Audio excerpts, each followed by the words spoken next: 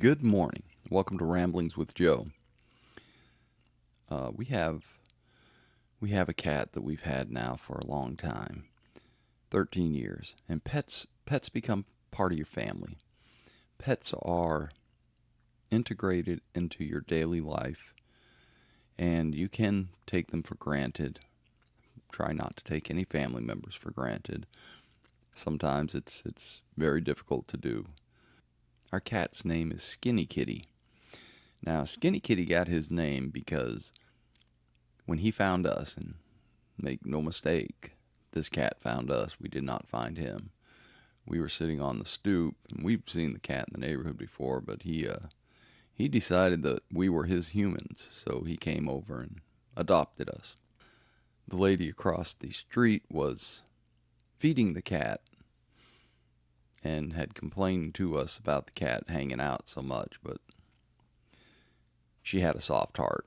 I think she was more trying to say, "Why don't you guys get this cat?" And anyway, the cat came running across the street. We gave it a good scruffing, and that was it. Now, in the backyard, we had a privacy fence, and we had put up a cat enclosure across the top of it. A little more complicated than that, but that'll do. And cats can get into it, but they can't get out. We had a cat door on the back so our cats could go out and enjoy the yard without having to worry about them getting, you know, out into the street and getting run over. So we one day came Skinny Kitty just through the cat door, jumped into the backyard and came through the cat door and into the house. And from that day on, well, I was going to say we considered him our cat, but in all actuality, he considered us his humans. So he moved with us when we left that house and came to this one, and the irony of his name became apparent after he started eating regular, and we got him his shots and got the vet visit taken care of, and he put on quite a bit of weight. So we ended up calling this nearly emaciated cat Skinny Kitty. And Skinny Kitty, after he put on weight, the name was actually kind of funny. We call him the OG. Now, two cats moved with us. One of them, Kaylana, she passed not long after we got here. We didn't even realize it, but she had gone deaf and blind. She just knew the other house so well that she was accustomed to it, and she knew exactly where everything was: the litter box, the cat dishes, and the couches, and the upstairs and the downstairs. And she was very, very accustomed to it, and we just didn't realize that she was blind. When we got here, she was completely lost, and I still feel a lot of guilt over that. The idea that we kind of uprooted her from a familiar surrounding when she was going through some health issues that we didn't know. Which brings me to the point of health issues in cats. Cats don't let you know when they're in pain. It's built into their instincts and who cats are, because when a cat does show the weakness, they are usually picked on by other cats or predators come for them. So they hide it. Well, Skinny Kitty can't hide it anymore. He is back to being his namesake. He is very skinny.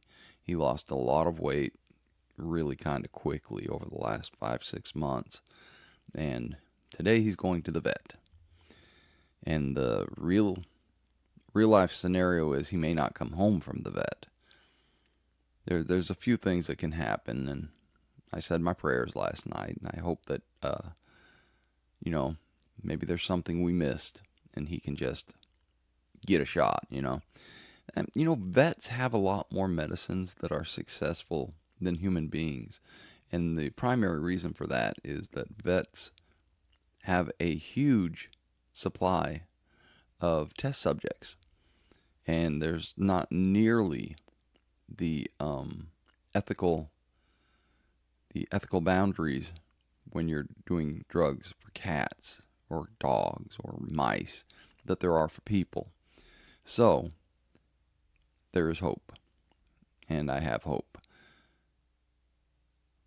I am going to tell my wife that she can bring the cat home, and either way, because she wants the cat. If it's time for the cat to, I believe they call it crossing the Rainbow Bridge. If it's time for the cat to be, I'm a country guy. You know, if it's time for the cat to be put down, then she wants it to be done at home. And I think that's more for her than the cat, but I'm okay with that. Because I'm kind of fond of the woman, if you couldn't tell. Pets are an integral part of our lives. They weave themselves into our daily routines. I've talked before about being called the cat guy and how funny I thought that was. And now, in retrospect, after being called that, I am a cat guy. I like cats. And like I said, they lower your blood pressure. They keep your blood pressure low. They have a calming effect. This isn't an opinion. There have been studies that have proven this. And Skinny Kitty, we call him the OG because he's, the original cat from the old neighborhood. He's been that. He is a very feisty cat. He does not like people he doesn't know. He's been a very good cat. So when I was growing up, we had many pets. We had parakeets, cats, dogs. There was even a pony thrown in there, Trouble. Trouble was the pony's name. Oh gosh, I'm trying to remember all the fish that we probably killed. And chickens. Too many chickens to count. Not pets. We definitely didn't have chickens for pets.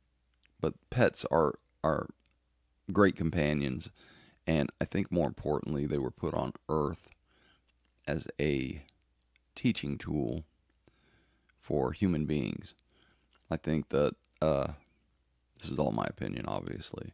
I think God allowed pets to come into humans' lives so that humans can learn to let go of something that they love.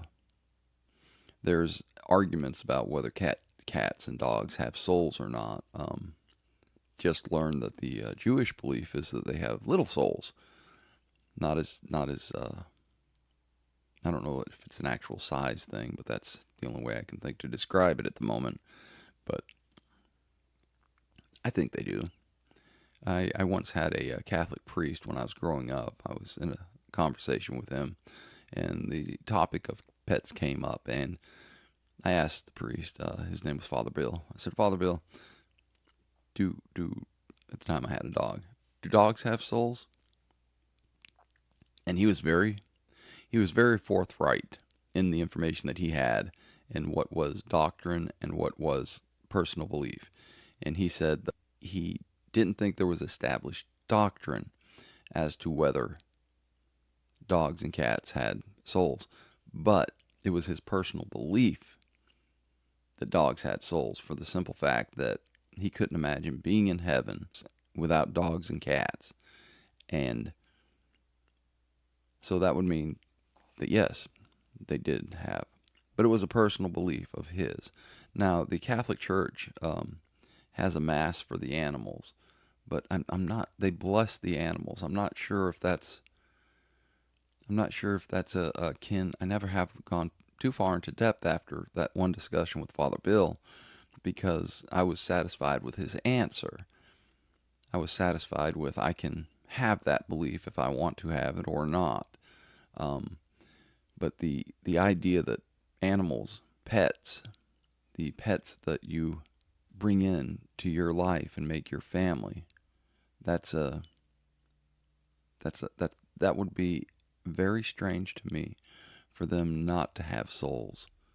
So yeah, I believe cats have souls. And I prayed for my cat's soul last night, and I prayed for his health. And I'm hoping we've missed something and that the cat will come home today and put on a little bit of weight because he's really emaciated. He eats voraciously, but he does not maintain the weight.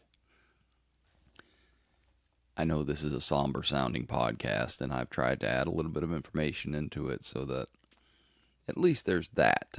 But it is a rather somber day for me. It's a day that's going to be hard on my wife. Losing a cat is very sad. Watching someone you love have to go through what she has to go through is even harder. I drink coffee when I get emotional, and this is Ubora coffee, Rwanda, which everybody that listens to the podcast, both of you, know is my favorite coffee, so yum. Well, it is Tuesday. Terrific Tuesday. Thrilling Tuesday. Troubling Tuesday. Teetotaling Tuesday? We'll get through this day, and we'll get to the other days. And life will go on. And there will be peace, I hope, in the household. I'm going to go out there and try to have the best day I can. I certainly hope that you go out and have the best day you can. I hope you find peace, love, and dream. Until next time, Lahi Traut.